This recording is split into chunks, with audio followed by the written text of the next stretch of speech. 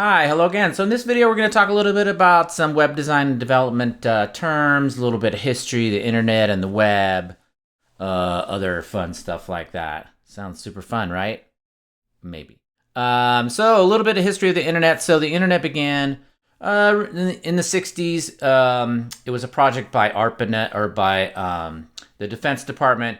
What was going on in the 60s? Cold War, right? So I think the idea was that's the rumor anyway, to make a network that was resilient in case there was a nuclear war, fallout, stuff like that, right? So that was kind of the idea. There were some technologies that were developed then, like TCP/IP, that's Transmission Control Protocol, Internet Protocol. That sounds very interesting, right?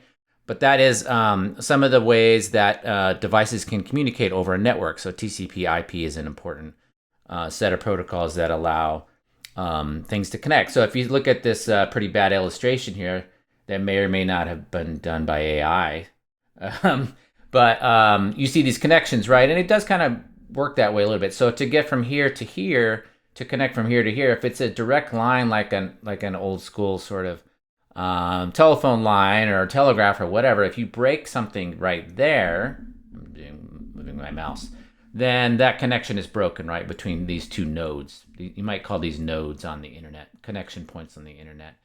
So the idea with the internet is it uses routers, and information can bounce around and get from one place to another by going different directions. So that's kind of the idea, is that it's redundant, right? It can go this way and get there. It could go this way and get there. Yeah. Being pretty technical there, but yeah, that's kind of the idea. So so that started around the 60s. I think the first it started at some colleges, University of UCLA, Stanford, UC Santa Barbara, and University of Utah were the first four colleges or universities that were connected in this system. So anyway, that's a little bit about the background. So it's around the 60s, right? So what's the internet? It's a big network of interconnected computers and servers, right? And it's worldwide, obviously, and it allows us to do a lot of pretty amazing things, pretty amazing communication. It does use hardware and software, of course. Hardware would be like computers. Software is software, like code, right? And then it uses things called routers.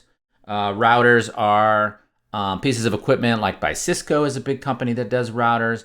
And it decides how to funnel or route information through a network. So that's kind of what that's about. So what do you do on the internet? You can do things like email. Web is part of the internet, but it's not the entire internet. But there's also email, file sharing, online gaming. All those things happen on the internet. And you guys all know this, but just a little bit of background.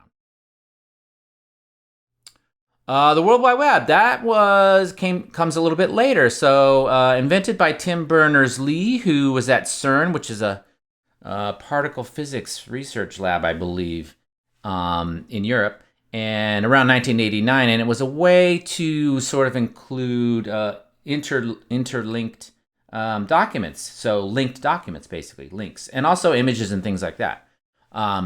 So that's around 1989. So it hasn't been that long, right? So the things that we're doing haven't been around that long. If someone tells you they've been designing websites for 50 years, you can probably figure out they're not telling the truth. It's just not that old, right? So it changes rapidly. It's pretty new, or fairly new, right? So it uses things like HTML, CSS, and JavaScript, some of which we're doing in these classes, of course, to display web pages. Web pages can have text, images, videos, other kinds of content. You guys know that, but just kind of specifying that.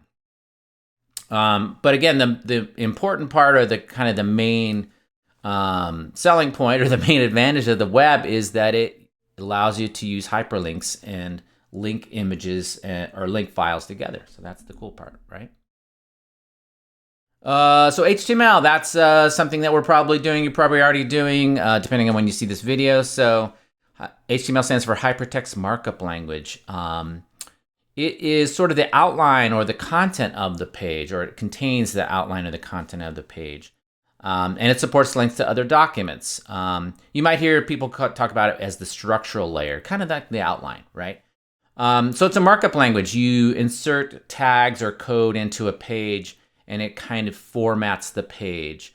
I like to say that you are kind of the word processor. You are formatting and outlining the page using tags. Tags, hopefully you've seen already, but if you haven't, they are the little pieces of code that are inserted into the page. We'll see that in a second. It does provide this structure of the page, right? The headings, the paragraphs, the images, the links, lists, forms, all that kind of stuff make up the structure of the page. And that's comes from the HTML.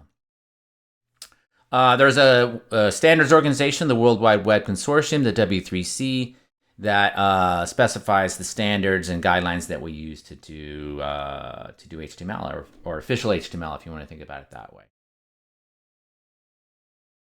So here's an example of HTML, which you probably have seen already, right? So the blue parts are the tags, and then the white part, in this case, is the content.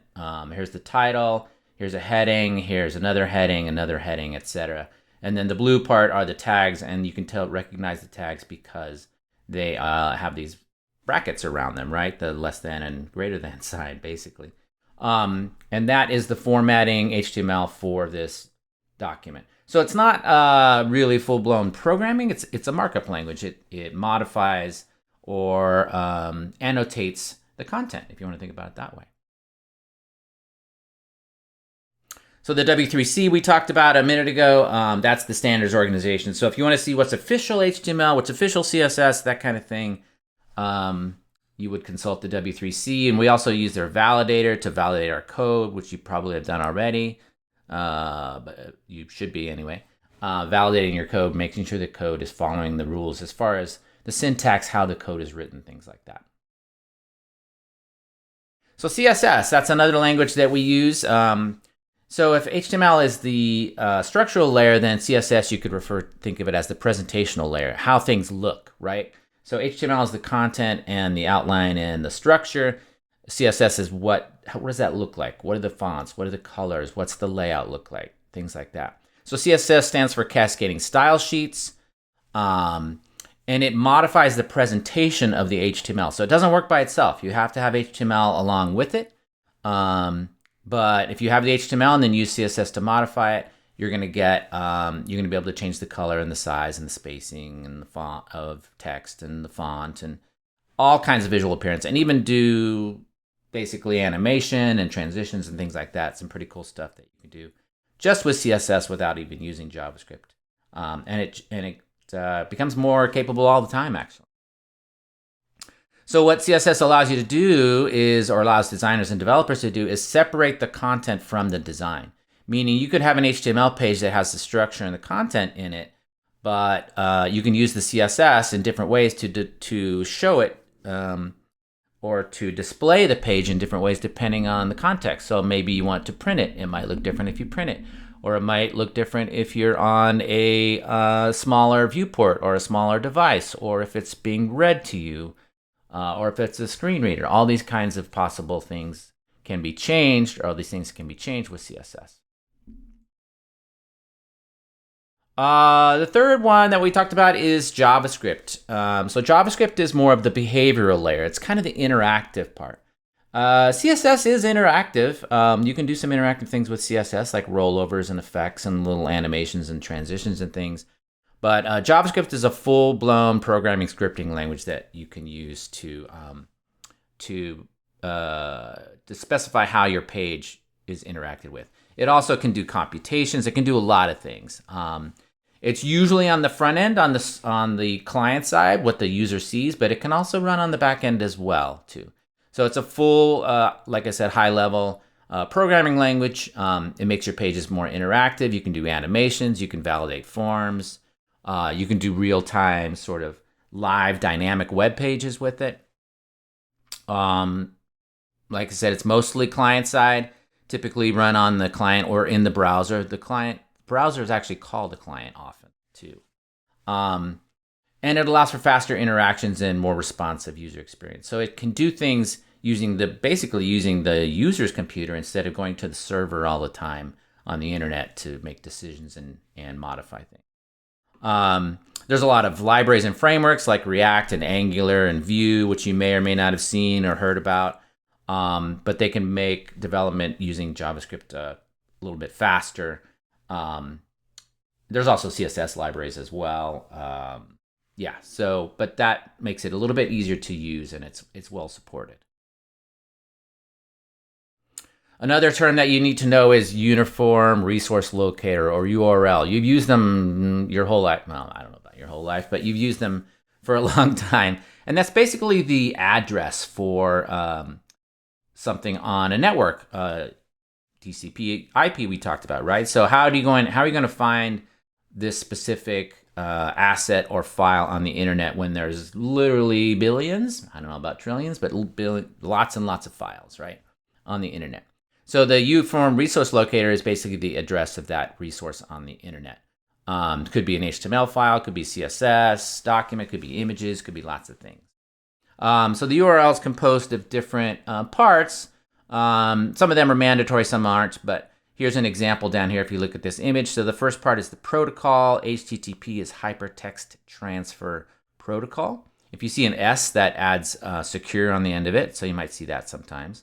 Then you've got a colon and a couple of forward slashes. Then you've got a domain name, which we'll talk about in a second. That's basically like a website, like apple.com or microsoft.com or something like that, right? You might also see a port. A port is basically a connection, almost like a link inside of, well, it's a specific way to connect, a specific channel, if you want to think about it that way, sort of. Then you might have a path to a file. They have forward slashes in them. So let's see, it says path to and then my file. So each time you see a slash, you're basically going inside of a different folder or directory. And then you'll end with, you might just see this part. This just might be a whole URL right here, and that would be your actual HTML file. So you're telling the browser, or you're specifying the address as this set of computers, or it could be one computer, could be a lot of computers, the domain, and then maybe a port, and then now you've got to drill down through these folders to find the actual file.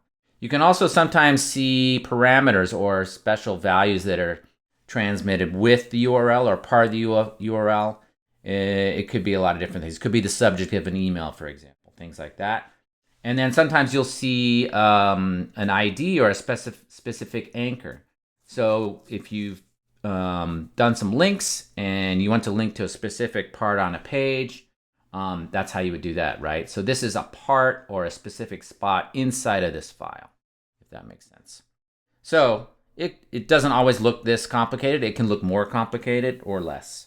But those are some of the parts of URL which you kind of need to. Some other definitions that are pretty fun and exciting. The DNS we just talked about, the domain name service.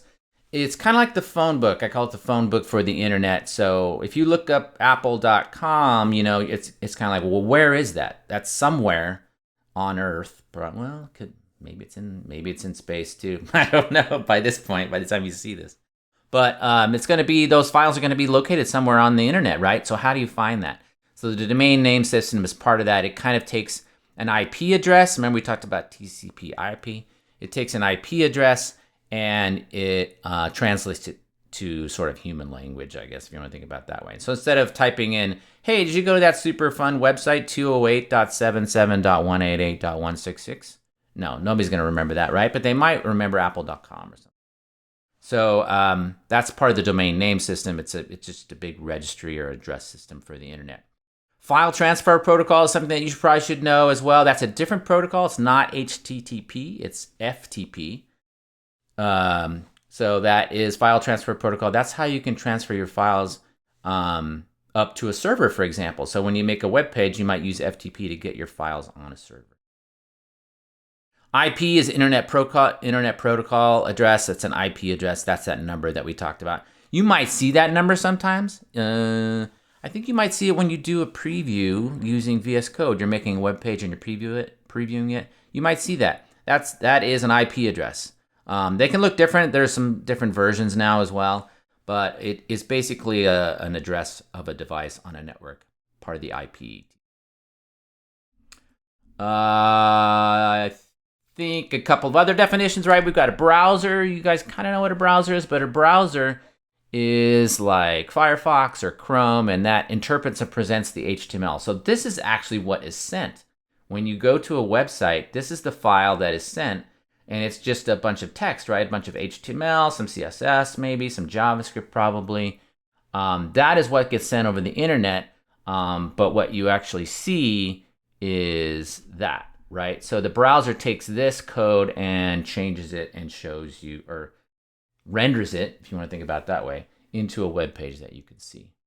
So the server is where the files are on the internet. The client is your computer as a user, or sometimes also that definition is used for your browser. So again, clients and servers, right? So you have a server somewhere and it's connecting to clients. That could be a computer or a device on a network. It's a fun illustration, right? And so those connections are going back and forth or talking through TCP/IP. So that is one reason I wanted to show you this, because you have to think about that connection. That connection might not be fast. It might be slow. It might be a bad cell network, or might even be dial-up. There are people that use dial-up. You guys don't know what dial-up is, most of you probably, but it's using audio instead of digital data, a way to transmit data through audio. So it's a horrible noise that you'll hear, and you'll get a modem. We don't want to get into that. It's sort of ancient history, but it still is used by people, especially in remote locations.